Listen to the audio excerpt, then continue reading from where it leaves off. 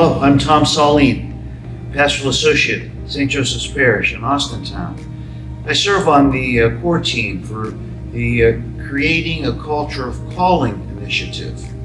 And that's why I invited Sue Paczak to share with us a reflection on how God has been calling her through the COVID pandemic. Susan serves as a lay leader of prayer, a lector, and she serves on the parish planning team. Susan, thank you for accepting this invitation. And how is it that God has been calling you through this pandemic? Well, it's not been easy. My first recollection was, there's a virus. And of course, as people in the United States, we have a tendency to think, that's something that happens below the equator, in third world nations, this may be a bump in the bubble, but no big deal. I think that was our first impression. And then the schools were closed. And I remember thinking, well, that's kind of cool. The kids get a longer spring break this year. And then it became challenges.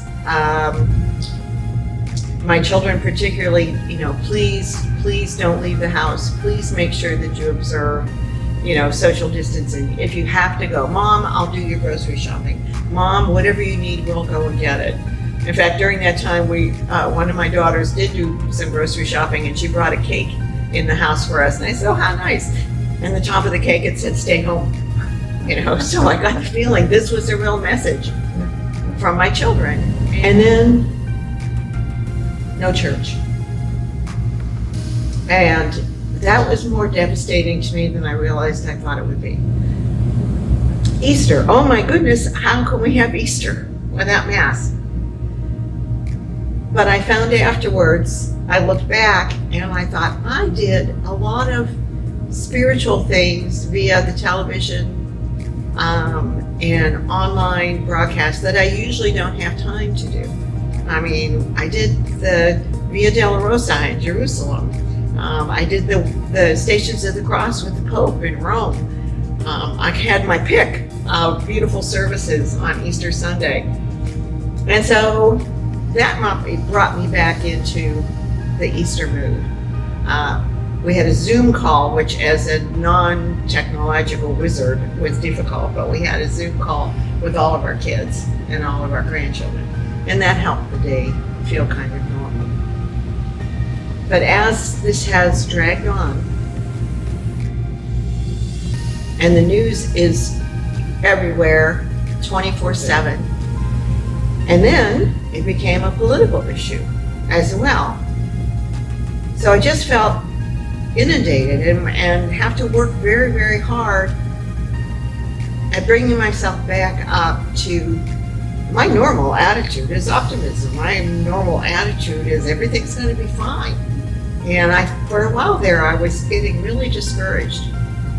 So I went back to, the fail-safe. I go back to inspirational reading. I go back to the things that give me strength. And I'm not a person who does chapter and verse on Bible verses. I'm not a scholar. I'm not educated in that way. But I found myself going back to some of the common things. I write down things when they strike me. I keep a journal that has not only inspirational things, but also things that make me laugh. And I go back and I look at them. So I was going back to try and bring my own mood up. And I came across, good old Jeremiah 29 that says, I have plans for you. It's going to be okay. Not for woe, I have plans for you. And that same verse says, if you call me, I will hear you. If you pray, I will answer you. If you look for me, which I thought at that point, that's what I was doing. If you look for me, you will find me. And a couple of favorite Psalms. We always go back to the 23rd Psalm. I think I've had that memorized since I was a child. In the good old King James Version with all of these and thous.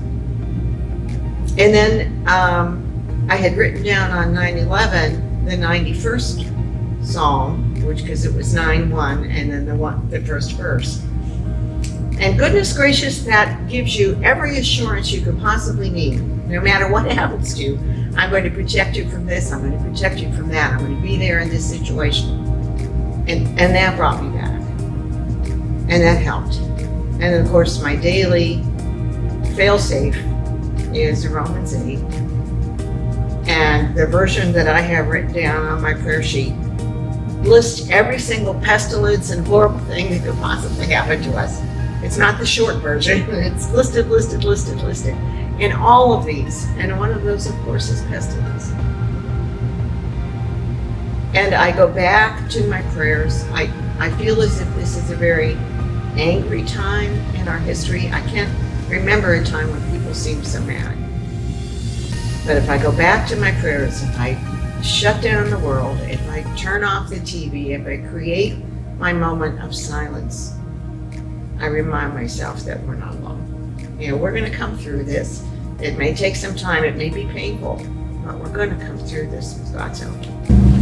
Susan, thank you for sharing your spiritual practices through this pandemic, especially your reflections on the scriptures and how they give you hope that God has a plan for you and God is calling you and God is with you. That same verse in Jeremiah says, He knows your name. He knows my name. Or in the 91st, so I don't feel abandoned. I don't feel abandoned. Amen.